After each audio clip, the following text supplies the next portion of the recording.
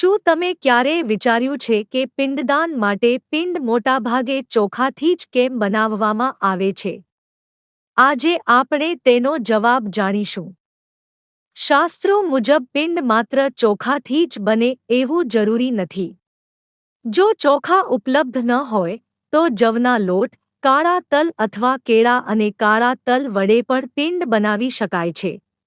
પરંતુ ચોખાને વિશેષ મહત્વ આપવામાં આવ્યું છે. ચોખાને અક્ષત કહેવામાં આવે છે. અક્ષત એટલે જે અખંડ હોય અને શુભતાનું પ્રતીક માનવામાં આવે છે.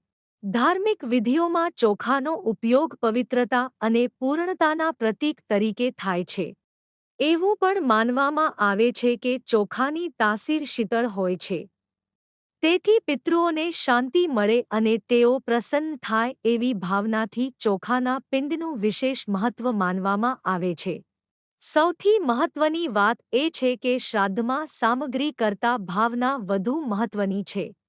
શ્રદ્ધા અને ભક્તિથી કરવામાં આવેલું તર્પણ અને પિંડદાન જ સાચા અર્થમાં પિતૃઓને સમર્પિત માનવામાં આવે છે.